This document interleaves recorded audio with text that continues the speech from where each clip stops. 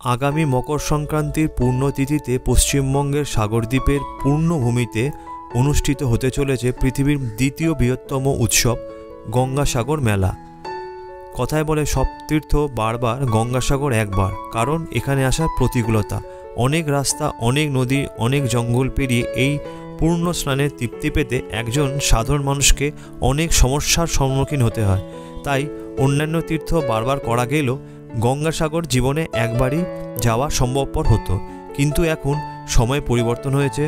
जल स्थल एवं रेलपथे गंगासागर एखन शहरेर संगे सुंदरभावे संयुक्त। आगामी गंगासागर मेलार जन्य भीड़ इतिमध्येই जमते शुरू करेছে। चलुन बंधुरा आजके आमरा सेई भिडियोते जेने निই गंगासागर पौঁছানোর सहज उपायटी। जल, सड़क और रेलपथे এই তিনটি পদ্ধতি নিয়েই আলোচনা করব আজকের এই ভিডিওটিতে। জেনে নেব গঙ্গাসাগর সম্পর্কে, ঘুরে দেখব বিশেষ কিছু জায়গা এবং ফ্রিতে থাকা খাওয়ার ব্যবস্থা। তো চলুন বন্ধুরা, কমেন্টসে হর হর মহাদেব লিখে আজকের এই ভিডিওটি শুরু করা যাক। বাসে গঙ্গাসাগর কিভাবে যাবেন?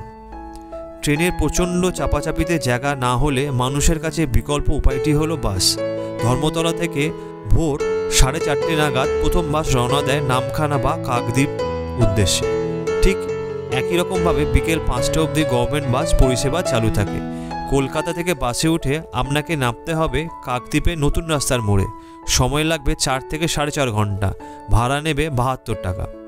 ধর্মতলার সরকারি বাস কাউন্টারের সামনে থেকেই এই বাস আপনারা পেয়ে যাবেন। তাছাড়া সরকারি বাস না পেলেও পাশেই পেয়ে যাবেন বহু বেসরকারি বাস। সময় পায় একই লাগলেও ভাড়া লাগবে 90 টাকার মতো।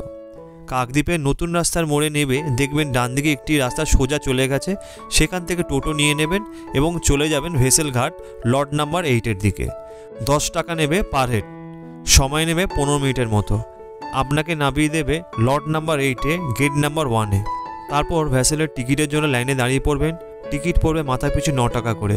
সামনে টাঙানো আছে সময়সূচি, ভেসেল কখন ছাড়বে। আপনারা চাইলে সময়সূচি অনলাইন থেকেও ডাউনলোড করে নিতে পারেন। মোটামুটি 40 মিনিট লাগবে এই নদী পার হতে। নদী পার হয়ে আপনারা পৌঁছে যাবেন কচুবিরিয়া ঘাটে। সেখানে পেয়ে যাবেন অনেক ম্যাজিক ভ্যান বা অটো বা গভর্নমেন্ট বাস।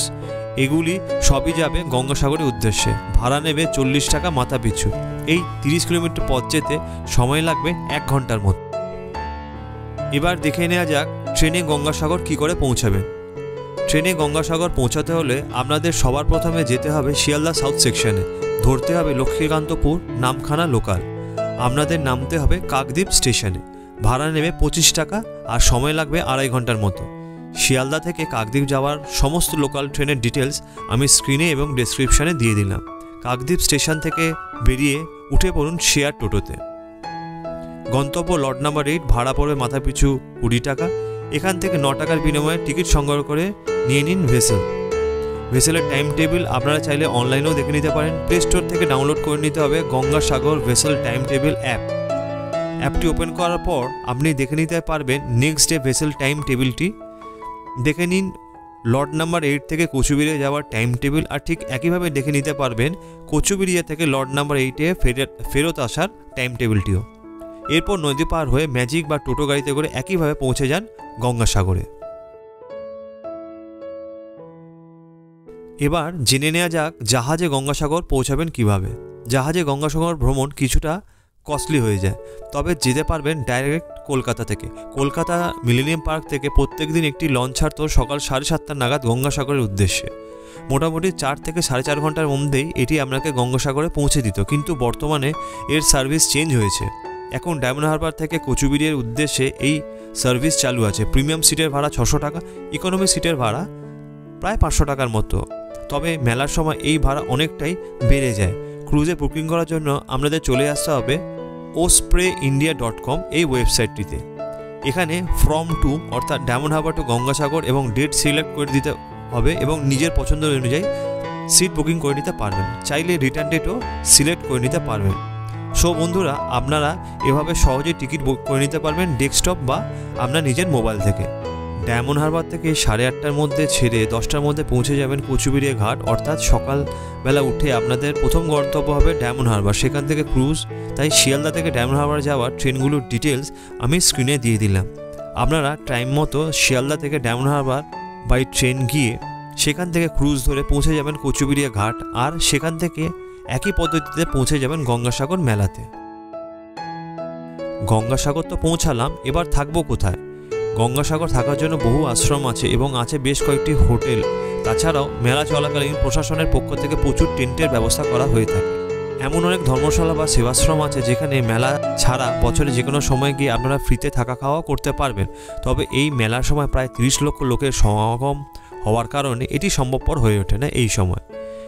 এখানে বেশ কিছু জনপ্রিয় ধর্মশালা আছে যেগুলি আপনি অনলাইনে বুকিং না করতে পারলেও গঙ্গাসাগরে গিয়ে আপনি বুকিং করতে পারবেন। বন্ধুরা, এখানে তোমাদের একটা ইনফরমেশন দিয়ে রাখি, গঙ্গাসাগরে যেখানে মেন মেলাটি হচ্ছে অর্থাৎ কপিলমুনি আশ্রমের আশেপাশে কিন্তু কোনো এটিএম নেই। তোমরা অবশ্যই ক্যাশ হাতে রাখার চেষ্টা করবে। আর ইনকেস তোমাদের যদি কোনো এটিএমে যাওয়ার প্রয়োজন পড়ে, তোমাদের গঙ্গাসাগর বাস স্ট্যান্ড থেকে যেতে হবে কালীবাজার। অটোতে প্রায় 5 থেকে 10 মিনিট সময় লাগবে। চলুন বন্ধুরা, এবার জেনে নেওয়া যাক গঙ্গাসাগরের দর্শনীয় স্থানগুলি সম্পর্কে।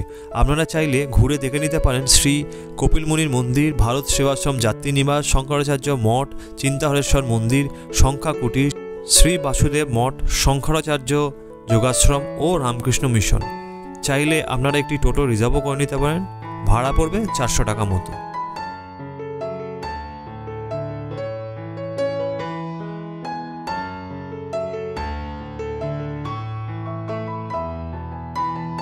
আশা করি বন্ধুরা আপনাদের এই ভিডিওটি ভালো লেগেছে। আবার দেখা হবে নতুন কোনো ডেস্টিনেশনে। আর চ্যানেলটি যদি এখনো সাবস্ক্রাইব না করে থাকেন, অবশ্যই চ্যানেলটি সাবস্ক্রাইব করে নেবেন এবং বেল আইকনটি প্রেস করে দেবেন সমস্ত ভিডিও নোটিফিকেশন সবার আগে পাওয়ার জন্য। ধন্যবাদ বন্ধুরা, ভালো থাকবেন।